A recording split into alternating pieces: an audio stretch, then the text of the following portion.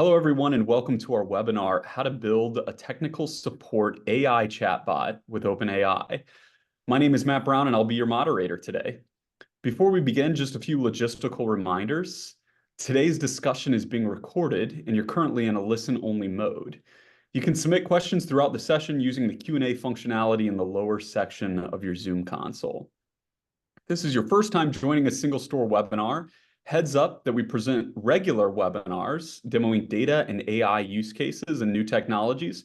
So on Wednesday of this week, if you click to the next slide, you'll see we are presenting a new webinar called Real-Time AI for FinTech, Building a Stock Market Advisor Chatbot.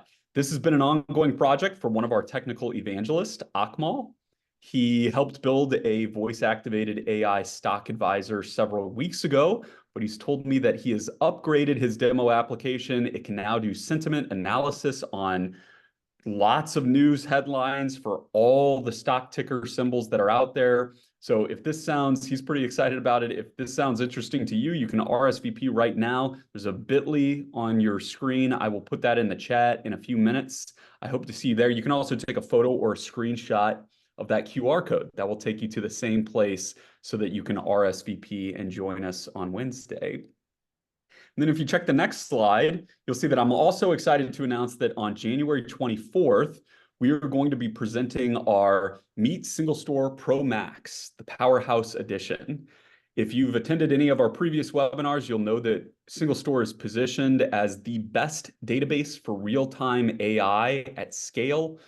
The event on January 24th is going to unveil all the new features that our engineers have been hard at work on for weeks or months. We've got 1000x faster vector search using approximate nearest neighbors. We've got new on-demand compute service for GPUs. We've got a new job scheduler for continuous vectorization of ongoing new data streams, and also a new free forever tier. You probably already know that we have a free trial at SingleStore, but I hope you'll come check out this new free shared tier, which is going to be available to users indefinitely. So if any of this sounds interesting to you, would love to see you there. RSVP at the bit.ly on your screen or the QR code.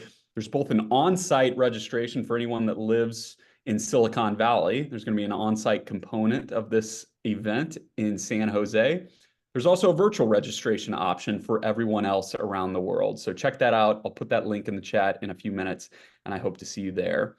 Let's get back to today's topic. Like I said, we've got fantastic technical experts on the Zoom. We're going to be able to answer your questions interactively and have a live Q&A at the end of the show.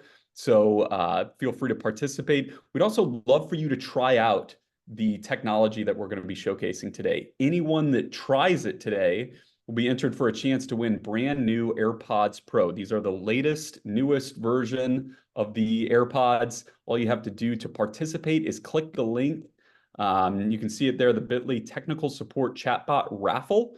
I'll put that link in the chat in a few minutes. You can also scan that QR code. And all you need to do is log into SingleStore from that link. We've got a free trial, like I mentioned. That free trial can last a really long time. I'm still on the same free trial I was 2 years ago. Or you can log into an existing account if you're already a customer of SingleStore, or if you have an ongoing trial from the past. We're going to check the folks who log into this link, and we'll announce the winner of that AirPods by the end of today's session. So now I'll introduce our speakers for today. Once again, my name is Matt Brown. I am the head of global growth at SingleStore. I have the pleasure of organizing these weekly webinars on AI that show the world what SingleStore is capable of. It's a general purpose database with vector capabilities. So we have upcoming webinars on Llama 2, Mistral, how to create and synchronize vector embeddings at scale. Got some really cool stuff coming up on the calendar. I hope that you will join us at those. You can also connect with me on LinkedIn. I post about those every week. And then, of course, the real star of our show is Ayush Pai. Ayush is a computer science student at Georgia Tech. I originally found him online after he created a viral AI basketball referee demo, which was really cool. Since then, we partnered with him on a few projects that demonstrate the power of SingleStore DB for AI use cases. So I'm going to get started real quick with an overview of the tools and technologies, and then we can get into Ayush's demo. Quickly, what is SingleStore? Why do we call it the perfect solution for fast AI? Well, SingleStore is a distributed relational database. It can handle both transactional and analytical workloads in the same engine. Years ago, this was great for high power, data intensive applications that really need both scale and speed. One of the examples we've used historically is fraud detection. SingleStore has several big banking customers. We're actually not allowed to mention their names, but you would know them. Just think of the 5 biggest banks in the world, and you're going to be in the ballpark for some of the customers that I'm talking about. Anyways, think of a situation where an end user is out at a store or a restaurant. They've just swiped their card, and a lot of important things need to happen in that moment, in those milliseconds. Hundreds of thousands of other users that are also swiping their cards all around the country or all around the world. The bank needs to check those account balances, check the transaction history, understand the user profile, user behavior, check the location, make a split-second decision on whether or not to process the transaction. So that moment is very important. And an application that's unable to handle all of that quickly or simply fails in its decision engine, then you've either got a very unhappy customer or you're out of money for a fraudulent transaction, or both. So the application really needs both scale and speed. The business depends on it. And that's kind of where we've been over the past several years. But then in 2017, something else happened for SingleStore, which is that one of our financial services customers, again, I can't mention their name, but they really pushed us to develop vector capabilities. SingleStore did, and has further honed that capability over the past several years. And again, we're continuing to hone it, as you're going to see on January 24th with our latest vector and AI capabilities. But most recently, this AI boom has arrived. It's been awesome for SingleStore. So now we've got a distributed MySQL compatible architecture. It can handle streaming data ingestion. It can handle analytics and transactions in the same engine. It can handle multimodal capabilities. We can handle JSON, time series, full text, spatial, vector data. All of this is to say, if you like Mongo's simplicity of handling JSON documents, but you don't like its speed or performance with real-time analytics, SingleStore has an API for that. If you like the power of a data warehouse like Snowflake to handle large-scale BI analytics, but you don't like the Snowflake prices or slower speeds, then SingleStore has that covered as well. If you like MySQL's familiar SQL syntax, but you don't like MySQL's laggy performance at scale, SingleStore can handle that too. So all of this is to say, take it with a grain of salt because I know I'm biased, but we think that SingleStore is an awesome option for your applications, including your AI applications. The last thing I'll say about this slide, we've played nicely on all the major cloud platforms, AWS, GCP, Azure, and on-premise.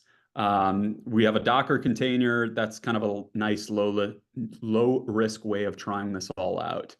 And yeah, I think that pretty much covers it. Yeah, I can hand things over to Ayush now to tell us more about today's presentation and demo. Ayush, take it away. Awesome. Thank you, Matt, for that great introduction. And good day, everyone, and welcome to our technical webinar on how to build a technical support AI chatbot with OpenAI. Again, my name is Ayush, and I'm a current computer science student at Georgia Tech, specializing in AI and machine learning. And as we prepare to delve into the technical intricacies of AI chatbot development, let's first take a moment to appreciate the rich history that has led us to this point. Because before large language models, before Siri, Alexa, all these new AI technologies have came out, we had a lot more that really led up to that and kind of set the groundwork for this technology that we see today. So in this opening segment, we'll chart the course from the earliest chatbots in the 1950s to sophisticated AI-driven assistants of today that we all know and love. And this timeline not only highlights the key milestones, but also kind of reflects the incredible advancements in computational power, algorithmic complexity, natural language processing, machine learning, etc. And understanding this progression really give us an invaluable context as we move forward to build our own technical support chatbot, which we will be doing a demo of how that works and the code walkthrough later in this presentation. So let's begin. I think we can start with the early developments, right? And in this slide, we really talk about the 1950s, 1960s. So our story really starts with Alan Turing, whose name should be familiar, and his name is really synonymous with the foundations of computer science and artificial intelligence in a lot of ways. In 1950, Turing really proposed what is now known as the famous Turing test, which is really it's really a measure of intelligence in a machine, right? Where the machine's ability to exhibit behavior indistinguishable from that of a human would be really considered a sign of true intelligence.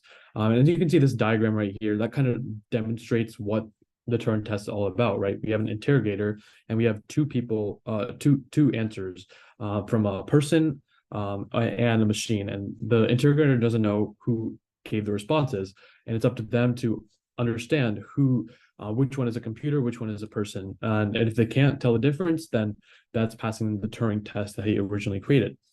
And this has really set a groundwork for a lot of machine learning and AI principles that we'll talk about. But fast forward to 1966, we meet ELIZA, which is kind of the brainchild of Joseph Weizenbaum at MIT. ELIZA is often referred to as the first chatbot ever. And unlike today's advanced AI, ELIZA really operated on a simple pattern matching and substitution technique. It was designed to really simulate conversation by mirroring the user's input with like a scripted response. Nothing too fancy, just famously just literally just like repeating what the user says and adding maybe a little bit of context with some simple code. What ELIZA really lacked in understanding, it really made up for in the illusion of comprehension, and that was really what these chatbots were starting to do, right? It's trying to make it look like you're actually having a conversation as best as possible to kind of emulate a human. And that's kind of the illusion of comprehension, demonstrating kind of what the potential of machines can really emulate in human-like conversations. And even with ChatGPT, I'm sure all of you have tried ChatGPT, a large language model at this point. It's not a human talking to you. It's a large language model that's trained on trillions of parameters of data that really provide a human-like interaction. And that's kind of what ELIZA was trying to do, but in a very less technical and very limited form. And it kind of lays the groundwork. So we can move on to the next stage, which was kind of the 1970s. And in the 1970s, 1972, there's this psychiatrist named Kenneth Colby, and he created Perry, which represented a more sophisticated approach to artificial conversation.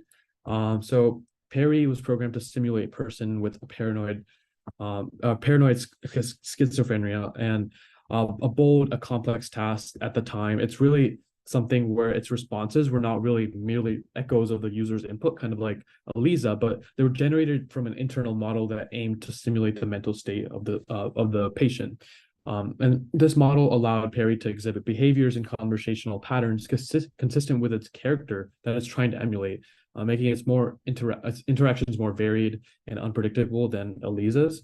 And the sophistication of Perry was really included in early Turing test experiments when Alan Turing was still around, and it really interacted with real human beings, some of who were clinicians. And these interactions were really a part of the groundbreaking work in the field of computational psychology, really pushing the boundaries of what machines could emulate in terms of human thought and conversation. So the period from 1980s to 1990s marked a continued exploration and ambition into the realm of chatbot development. 1988, there was a program called Raptor that emerged. It claimed to be an artificial intelligence capable of writing text. And while the claims were regarded as capabilities, it was kind of overstated, and it represented kind of like just an intriguing experiment of the field of generative text. But it didn't really do an outstanding job at the time. Didn't really make any substantial improvements on the current technology, but a more substantial development really came in 1995 with Alice.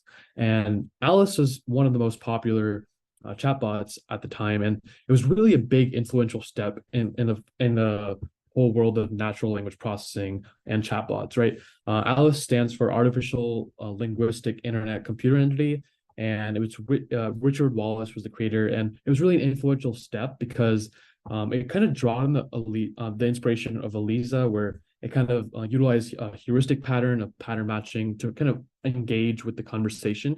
However, it expanded on the methods and used a more nuanced set of rules that allowed for more engaging and coherent interactions.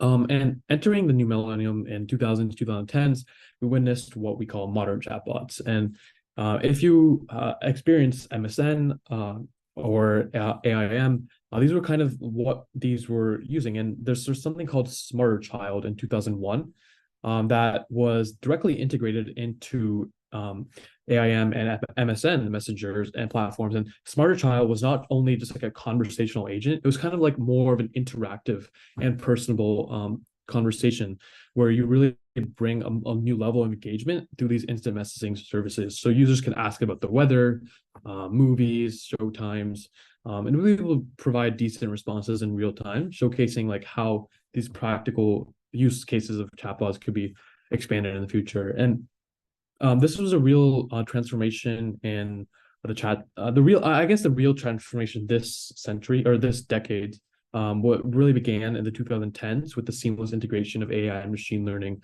and really the era of deep learning kind of taking the next step overall. And this integration really marked a quantum step from rule-based systems to models that could really learn from interactions, adjust to user preferences, and really create more natural responses.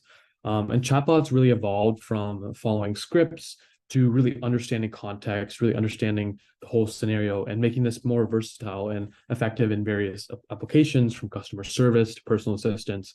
And in the 2000s, you kind of saw in 2010s some of these chatbots on maybe smaller chatbots on websites that were really rule based, or maybe complement or very basic, machine learning techniques that were used to kind of create these conversations, but really laid the foundation for advanced AI-driven chatbots we'll be discussing today in our webinar. So in 2010s, 2020s really saw the chatbot technology take flight with the advent of voice assistants and deep learning. So we had the voice assistants like Siri, Alexa, Google Assistant really became kind of household names, and that really fundamentally changed how we interact with technology.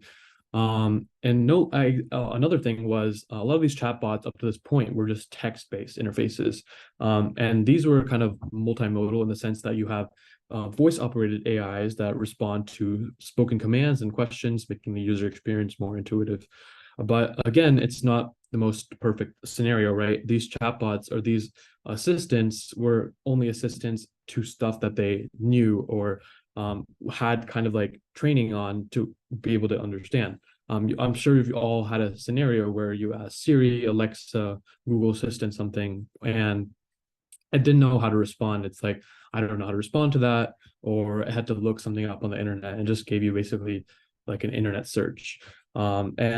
But kind of parallel to the rise of voice learning, voice assistants rather, deep learning, a subset of machine learning involving neural networks with multiple layers, kind of really transformed the chatbot capabilities in the next years. This revolution enabled chatbots to really process and understand vast amounts of data, learn from user interactions, make decisions, and with unprecedented accuracy in a lot of cases. And that kind of leads us into the current state of chatbots. And we arrived at the chatbot technology of the 2020s, which we're witnessing right now, the remarkable impact of large language models such as GPT-4 and Google Gemini, and all the large language models that are open source as well. These models are really the forefront of language understanding, generation, and generation really offers nuanced and contextually rich interactions that were once really beyond the reach of earlier systems. GPT-4, which is a successor in the lineage of models from OpenAI, with GPT-3, 2, and 1 before that, really pushed the boundaries of what artificial intelligence can achieve. And it stands as a pinnacle of current achievements in natural language processing. And these LLMs are trained on a very diverse internet text and many trillions of parameters that really allow them to kind of generate human-like text uh, while being able to talk about like a wide range of topics and formats, unlike some of these previous assistants like Siri and Alexa. And looking forward, the trajectory of chatbot technology is really aimed at even more personalized and emotionally intelligent interactions.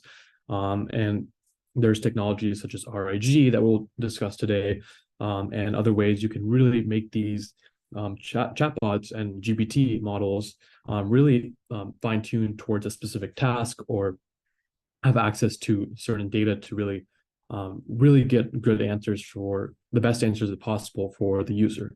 And moreover, the evolution of large language models and just chatbots and overall have really been trending towards multimodality, where chatbots will not only be able to understand and generate text, but also process and respond to visual input, respond to voice input, although they have already been doing that. But visual input with GPT-4 Vision, Gemini, all these technologies are really bringing the multimodal aspect into it, where it's not just you're texting or you're with just the text-based system that we kind of saw 20, 30 years ago.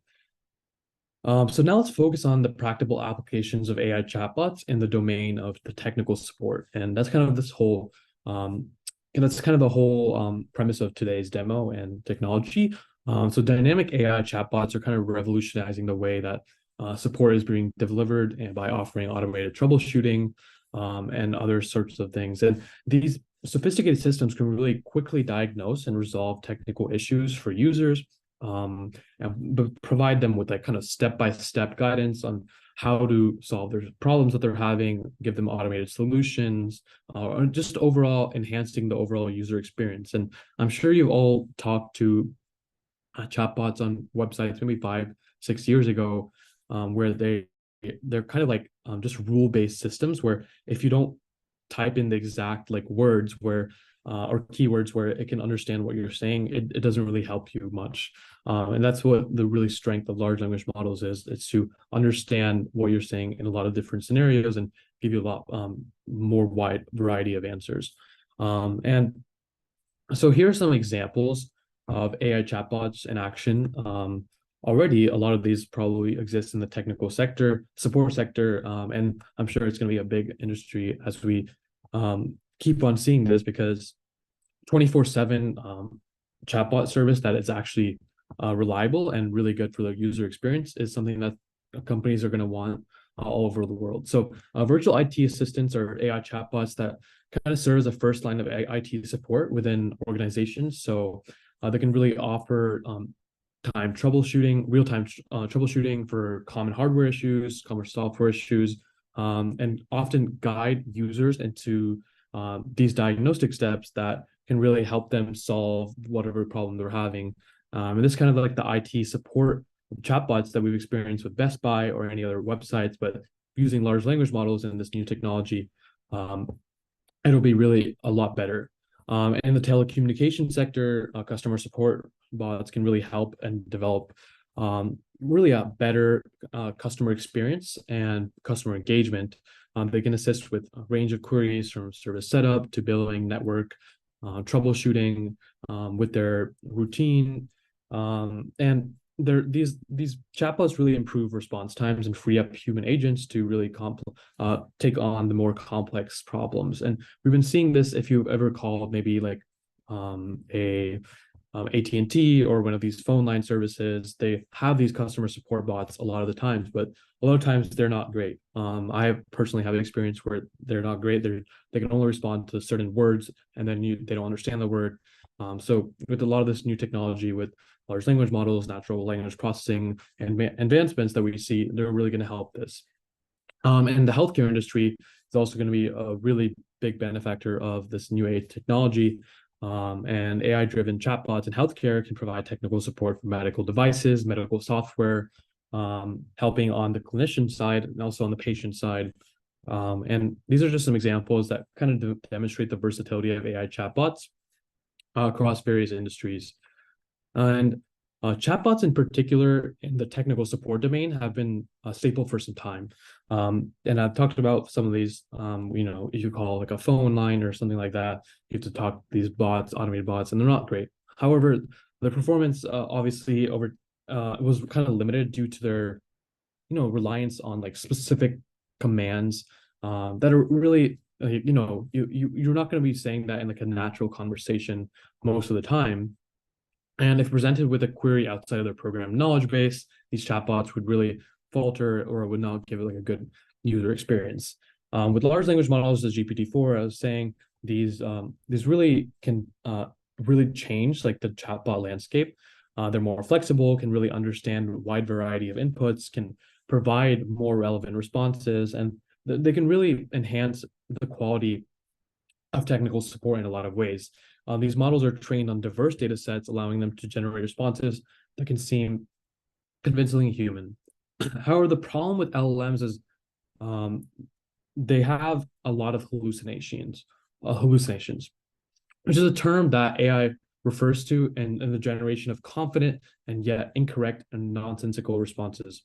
And you probably experienced this with ChatGPT, where something that they say when the chatbot is responding to you is completely wrong in a sense, but they're saying it with the chatbot is saying it with a lot of confidence.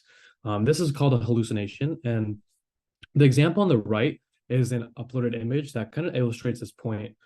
So the chatbot is in this example, it confirms a clearly facetious offer to purchase a car for only $1, and it says it's a legally binding offer, and that's something that's completely factually wrong, and contextually inappropriate. And this is a real life example with a Chevrolet dealership, and they actually had their chatbot powered by ChatGPT, um, and it made this big mistake here. And this can be really dangerous for a lot of companies who want to implement this type of technology, right? It's great because it'll have the better customer experience. It can understand a lot more scenarios, but there's also these hallucinations, which really can stop you, and it really can make or break your business. Obviously, in this case, they're buying a car for $1, which is not the greatest thing, obviously, for any business. And addressing these hallucinations is really a critical step in advancing LLMs for technical support, and they really ensure they provide the reliable information, and like they understand the context of inquiries correctly. And that's where this RAG technology comes in. So, you have LLMs, which makes this technology possible, but what makes this technology good is RAG, or fine tuning. But today we'll be focusing on RAG. So this technology is called retrieval augmented generation, stands for RAG, and it combines the retrieval of relevant information from a vast data set with capabilities of generated language models like GPT-4.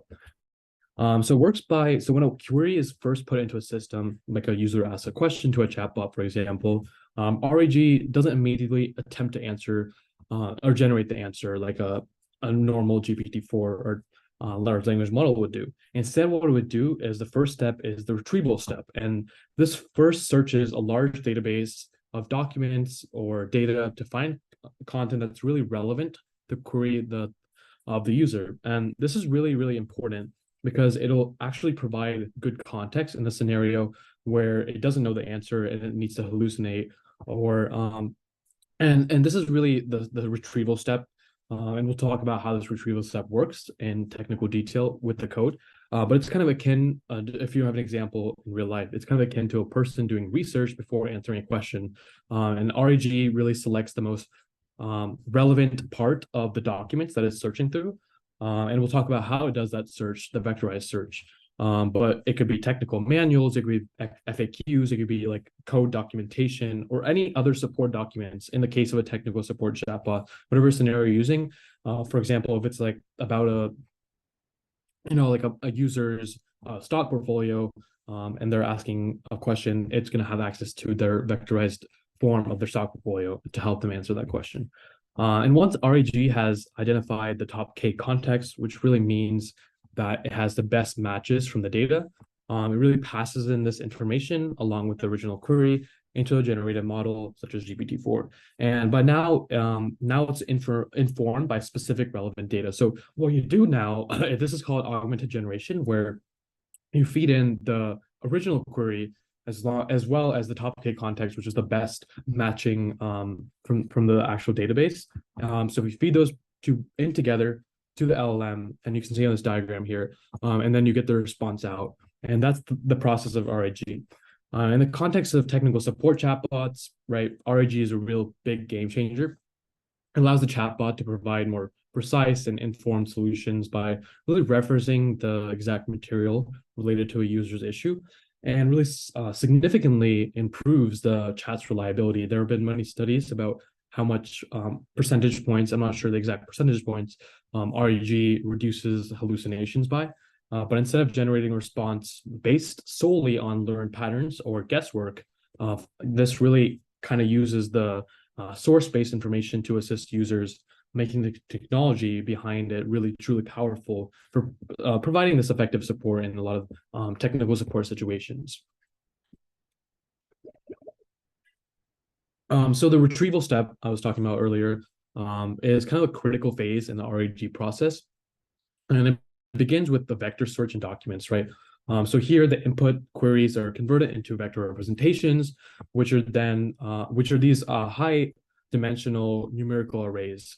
And if you know PyTorch, they're kind of called tensors that kind of really capture the semantic essence of the words in the query. These vectors are kind of used to perform a search through the database of documents, and the database is also represented in vectorized format, and the algorithm efficiently sifts through the potentially millions of documents to find the vector representations that kind of really closely match the query's vector.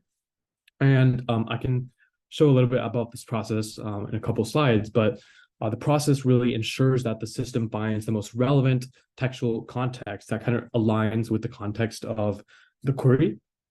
And additionally, the database scanning is employed to comb through extensive repositories of documents.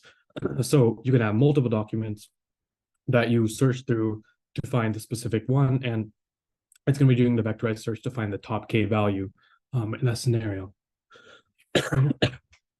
So now we can get into actually building a technical support AI chatbot using RAG. And I'll be going over kind of like a brief overview first of kind of like the technology stack that we'll be using. So we're going to be using LangChain to kind of pre-process the formats and format the text data, making it really suitable for embedding generation. So OpenAI embeddings is what we're going to be using to transform the prepared text into vectorized forms, which are really essential for machine understanding and retrieval. These embeddings are then stored in SingleStore DB, which is a database optimized for speed and efficiency, especially with vector applications in this case, and really ensures the retrieval process is really swift and seamless. And then we finally bring it back into OpenAI's GPT-4 powerhouse LLM that's going to be powering the responses. It's going to be taking each user query enriched with the context from the retrieved embeddings from SingleStore DB directly into this new prompt, which includes the user query, the context, and generates a coherent and contextually relevant response. And this stack represents like the full pipeline from data preparation to response generation, which is really crucial for just understanding the overall thing. But let me just explain a little bit. If you've never heard of LangChain, it's a really, really comprehensive framework that is kind of designed to harness the power of large language models for application development. It really simplifies the process of integrating these complex models into a variety of use cases. And LangChain kind of it serves as a bridge between theoretical capabilities of large language models and practical applications. It streamlines the process between of applying really sophisticated capabilities of these models, such as GPT-4, to kind of real-world scenarios. And the reason why is it has a lot of flexibility at the core. It's really a modular approach that allows developers to kind of tailor the framework to specific needs by combining components such as chatbots and question answering systems. And LangChain has a lot of tools that we'll really be using in this tutorial, in this whole demo. And I'll be showing kind of what those toolkits look like. And they also have a great amount of integrations directly with a lot of these technologies. They have an integration directly with OpenAI, SingleStore DB, and many other technologies that you could be using for large language models. So it's a great platform, serves as a critical toolkit, enabling developers to really create AI applications that are robust, versatile, and really fine-tuned for performance in a lot of ways. So the LangChain Python library, all you have to do to install it is pip install LangChain. So it allows you to work directly with many tools. I was saying OpenAI, SingleStore DB, which have direct LangChain integrations. And so you can, these are kind of like the import statements that you see here. The character text splitter and the text loader, I'll talk about in a couple of slides. And those are kind of really important for preparing the data to be embedded with the OpenAI embeddings. And they have a direct OpenAI embeddings application as well. And they also have a SingleStore DB application as well. So LangChain really simplifies the process of loading data for AI applications. Features a data access tool, which is kind of this text loader. It's called a text loader object, and it's also called it's a text loader object, and really designed to kind of pull textual data from varied sources such as databases, websites, local files. And this tool is really integral to the language model's environment, providing really necessary information for processing. And the framework's preparation for processing step is really crucial. It ensures that the data is not just loaded, but also is formatted optimally for the language model to process. This preparation includes, organize the data into a structured format that's conducive to efficient retrieval, and kind of optimizes in any way for the AI's performance to create fast information retrieval, which is really essential for these RAG tasks. And the code snippet below kind of shows how we're doing that. So firstly, here, what we're doing is we're creating a loader object, which is kind of a text loader.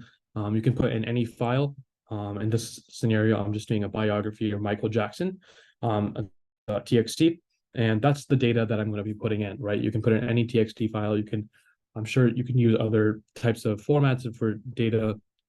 And the file can be really big as well, because you have these text splitters that can, or first of all, let's talk about the documents, which is another variable where we're taking the text loader and we're actually loading it directly into LangChain.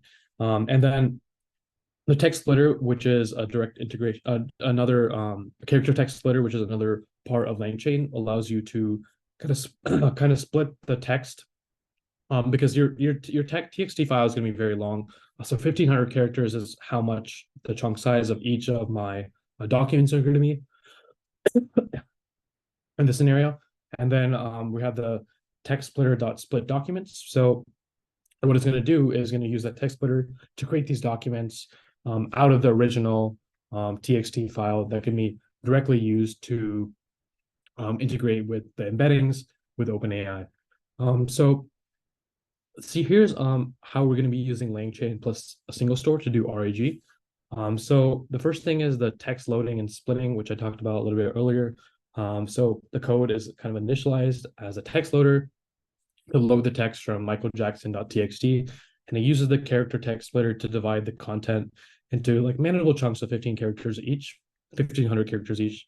And the embedding generation kind of employs the OpenAI embeddings method, which is, you can also use direct OpenAI integration, but we're using a LangChain integration here. And it employs the embeddings to kind of convert the text chunks into vector representations, kind of facilitates the efficient text analysis and retrieval. And this is these are the embeddings that are going to be directly stored into SingleStore DB. So it's going to be using this SingleStore DB from documents function, and it's going to create index database called notebook in SingleStore. You can call this whatever you want, but we're putting these embeddings directly in there as well as the docs. So we'll know what the original text is, and we'll know the embeddings as well. And so that's kind of like what this code is doing. It's kind of like the pre-processing step that really allows us to take this text and turn it into vectorized format that can be used to really quickly search through SingleStore DB with. And the embedding generation is really a vital step in the AI pipeline that we're making here, and it kind of turns the text into a format that machines can understand. And here's kind of like an overview of the process of how that works. So OpenAI's embedding generation process translates from a .txt file into numerical vectors that are each uniquely representing the semantic essence of the corresponding word, sentence, or document into a high-dimensional vector space. And it's going to be using pre-trained models, and the conversion from leveraging the power of pre-trained large language models such as GPT-3. These are really useful because they've been trained on extensive data sets, enabling to really capture a wide range of linguistic patterns. And this is really important step if you're doing any similarity tasks, right? It's going to be very difficult to just compare very large documents of just plain text, but if you're converting it to this vectorized format, these embeddings are particularly useful for similarity tasks, especially in RAG here. They allow systems to really perform semantic search operations by measuring the closeness between vector representations. And this functionality is not just limited to searching, it extends to document retrieval, clustering, various other operations that really require the understanding of semantic similarities and differences within large sets of text data. And these embeddings are kind of the backbone of systems that really need to understand and process natural language at a high scale. And similarity search, here's just a little introduction of how that works. So it's really integral to AI's understanding of organizing, obviously, and it's very important in this RAG process when we're trying to retrieve the most relevant information. So it's going to be starting with this vector space mapping, where the text is transformed into vectors with high dimensional space, those we're talking about with embeddings, allowing the system to gauge the similarity between metrics, such like cosine similarity or Euclidean distance. These are common techniques that are used, and to navigate the large, vast data sets efficiently using indexing algorithms such as k-nearest algorithms, KNN, or local sensitive hashing, LSH, are also employed. These algorithms are just used to ensure that similar items are indexed in its proximity. It kind of really expedites the search process. And there's also going to be dimensionality reduction techniques such as PCA or TSNE, which are really utilizing like utilized to like compress these vectors. These are really high dimensional vectors, right? You can put like a whole textbook into this TXT file or something very big. And you're going to be wanting to compress these vectors down to enhance the search efficiency without really significantly sacrificing the quality of the semantic relationships between the vectors. That's what these techniques such as PCA are used for, to kind of reduce the dimensionality of these vectors. And these processes are really essential for a chatbot's ability to quickly find the most relevant information and given any user query. And yeah, that's kind of how like similarity search works for LangChain and SingleStore, etc. And SingleStore and LangChain really work together really well to create a potent combination for executing efficient similarity searches. With LangChain, we can utilize the vectorized documents that are stored in SingleStore DB to perform a similarity search. This process is really vital when the chatbot receives a user's query and needs to find the most relevant information quickly. So the code snippet in the slide really demonstrates how LangChain interacts with SingleStore DB. By calling the SingleStore DB from documents method, but what it's doing there is it's setting up the database for a search. It passes the documents and their embeddings, and optionally, it kind of also specifies a custom table for better organization. So you can create a table within a SingleStore DB for all this data to be stored. And once the setup is complete, it executes a similarity search where it's as simple as calling this docusearch.similarity method, or docusearch.similarity search method, which is directly with a LangChain, and you're putting the query as the parameter from the user, and which is really then retrieving the documents that are as semantically close to the query as possible. And this integrated approach really ensures that the responses that are generated by the chatbot are really informed by the most relevant and contextually appropriate information. And so this is kind of like the chatbot loop, the final loop that I created for how this code is going to work and the whole chatbot that's using RAG.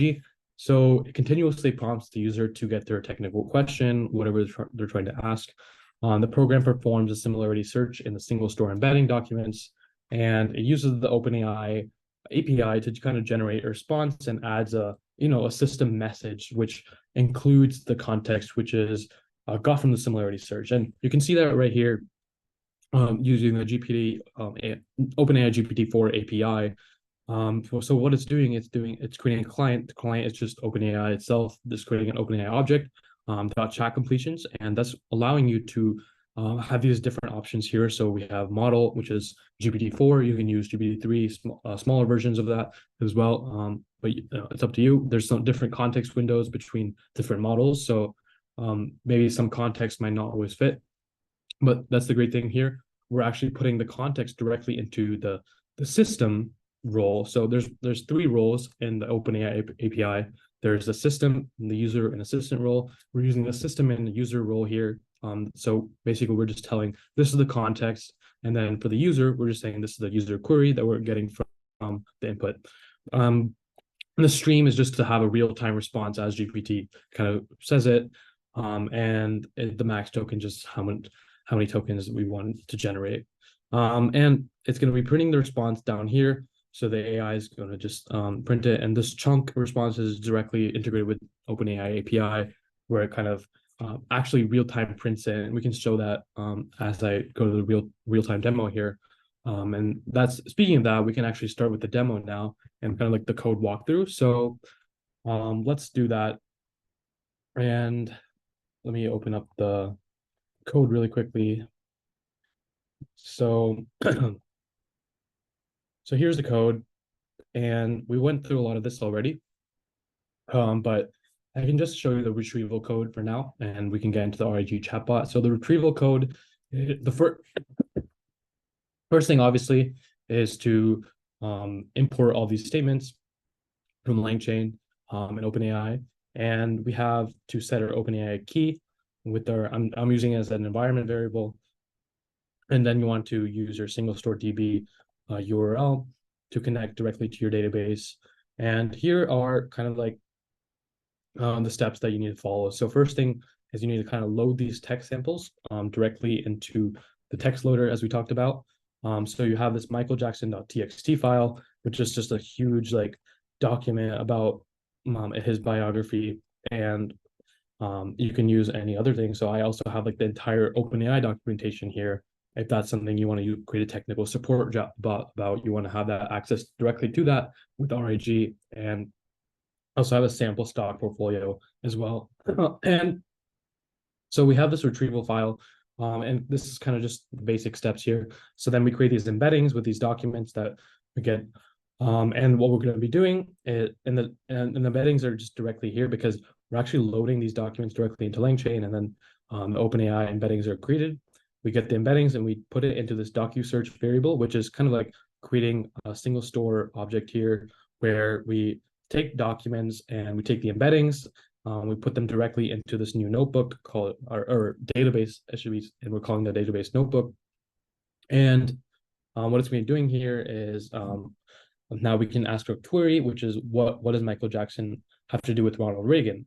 Which is a kind of like random question, and obviously ChatGPT might know it, but there's a specific spot right here in the in this txt file where I found something where Ronald Reagan's name appeared, and let's see how that response is, or what it actually responds with here. So what we're doing is the similarity search, and that's again we're taking the query and we're converting it to a vector, and we already have the entire vectorized format. And I'll pull up the SingleStore DB right here. So this is the database. This is the customer portal. Once you actually try your free trial, again, Matt will send. I think Matt has already sent the link for that. But you'll have access to that where you can check this out, and it's really great. I've been using it. So RAG tester, I have this workspace here, and I have this table called notebook, and so you can see all the data directly from Michael Jackson's txt file here. So we have like all this data. These are all documents that have been split. We've been splitting them with 1,500 characters, right? And that's what that's doing right here with the text loader. And you can, with the chunk size, and you can actually change this to whatever size you want your each individual document to be. I wouldn't say to be too long because this is the actual context that's being directly inputted into the system's OpenAI. And it's going to be used for the retrieval or the augmentation step. But again, you can see all of the documents here, the vector format. So with the content and the vector obviously is not readable, but it's great because it's really fast to actually retrieve it. If you were just searching for just text, it's not going to be very fast. And let me go back here. So this is what the context would be in our situation, right? So if we have a technical support bot just about Michael Jackson, for example, right? So we have that support bot, and what we're going to be doing is we want to do this similarity search based on the user's query. So then we can take that context that it creates, that it gets out of it, and we can put it directly into the prompt for the large language model to actually make a coherent response. Here's not the coherent response. Here's just the context that it came up with, right? It actually found the area where, and obviously not all of it is about Ronald Reagan, because it's not going to go directly to the spot because we have a 1,500 query length, right? But so this is just the document that it found Ronald Reagan in, and this is the document that I found directly in the SingleStore DB. And as you can see, it's just talking about what happened here. But we can try like a more specific example where, like ChatGPT itself might not be able to figure out if it didn't have access to this. So let's say like like King of Pop, for example, right? So we can go here, we can search like, what does Michael Jackson have to do with King of Pop? And we can see that and see what document it actually retrieves. And it should be around this area, right? Because that's where it's here. And actually got directly to that spot. And so it actually found it converted it to a vector, searched through this vector database, and it was able to find our vector embeddings, and it was able to find it very quickly. In this scenario, it was only 2 seconds right there for the RAG or the retrieval step to actually find the part of the document that's most relevant to King of Pop. And that's kind of the retrieval step. Let's get into the RAG chatbot that I created. And you all have access to it. It's this GitHub right here. Matt should have sent it a little bit earlier, and if he hasn't, we can send it. And it'll also be sent later as well. You can access it right here. Here's just like what you need to do with the installation. You just have to install OpenAI, LangChain, SingleStore DB. And here's how that works. So basically all you're going to do is you're going to just run the program. And what's going to happen here is we have like a technical support bot in the situation. And let's not do back to Michael Jackson actually this time. Let's do like the OpenAI API or documentation, right? So we're using the OpenAI documentation. And so we have this huge file, this huge TXT file with a bunch of different data, a bunch of data that it's not very organized. It's not going to be fast to search through. Sorry,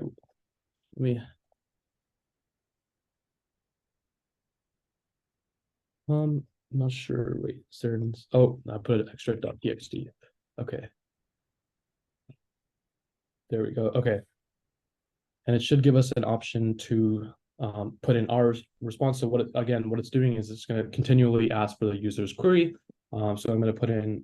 So now it's asking, but now we have access. It has access directly to the retrieval step of this OpenAI documentation. And if we go to the SingleStore website and we see the portal, if we refresh, we should be able to see all the new documents that was created and uploaded here. Maybe not, or yeah, so you can see some of them are just like blended in here with the OpenAI documentation, prepare and fine tune, whatever, right? So I can ask a random question. Maybe I'll ask about like the I don't know, text moderation 005. This is kind of like a random thing, right? ChatGPT maybe might not have access to this random documentation if it was from other website, right? So I ask about what is text moderation 005? And what it's going to do, okay, why it should have access to that. Let's see. Let's see about some others thing here. Maybe like hate threatening. Maybe I have to give it a little bit more context than that. So okay. What is category of OpenAI?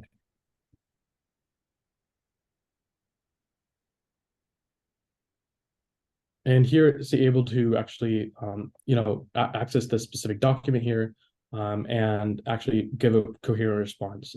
And obviously, there's still going to be some hallucinations, right? It was not able to specifically respond to this query here, but it definitely does a lot of the times reduce significant hallucinations because it has access directly to this whole entire API and documentation. And you can think about this as from a technical support standpoint, where for example, you have a specific documentation for your product that you're launching or something like that, and you want to have a technical support bot where you connect it directly to like a huge TXT file of all of that.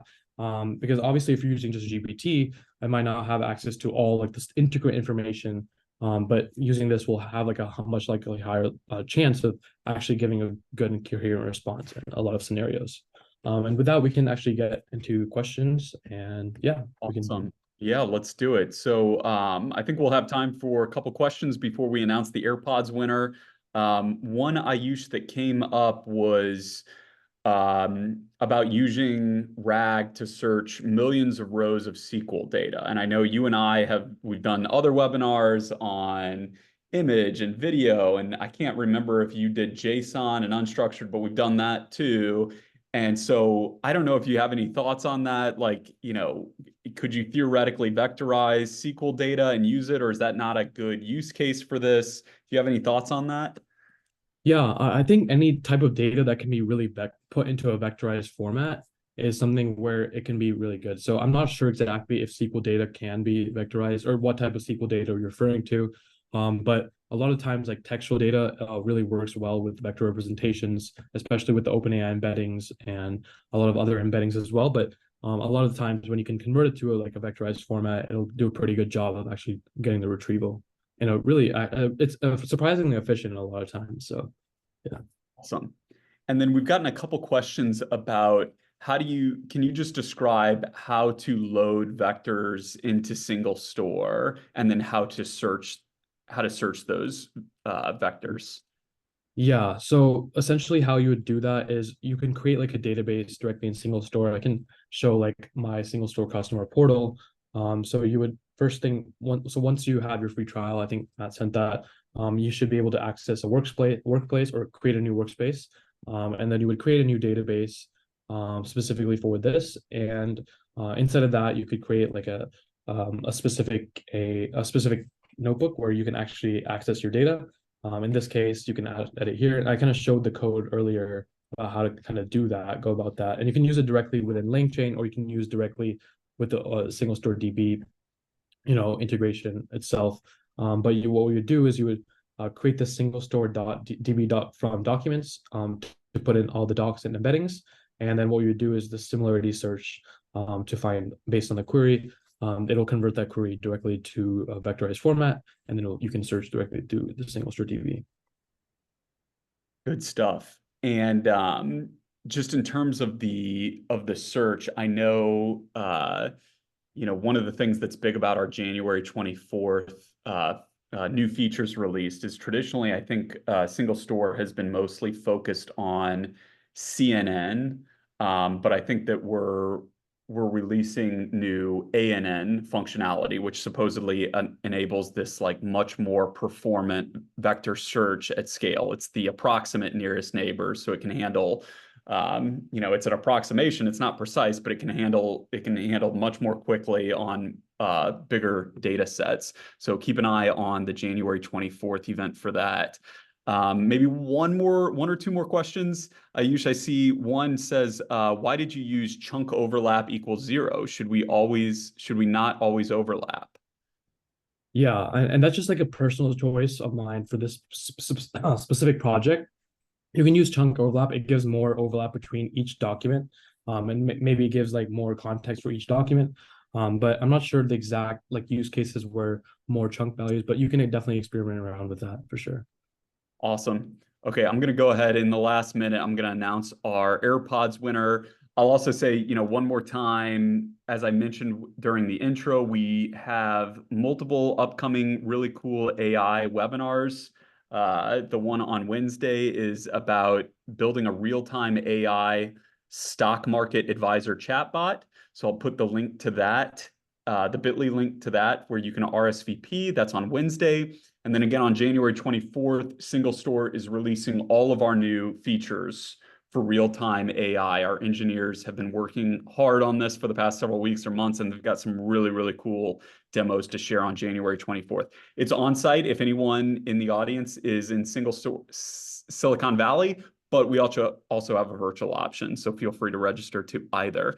The announcement you've been waiting for, today's AirPods goes to Jessica Simon, Senior Engineering Manager at Spotify in New York City. Congrats, Jessica. Thank you for joining. If that's not you, don't give up. We're going to announce one more AirPods winner by the end of the day to anyone who has tried out Ayush's demo. We'll be emailing that out. I put that GitHub in the chat. I will also include it in the email that you'll get in a few hours along with the recording. Everyone will get that.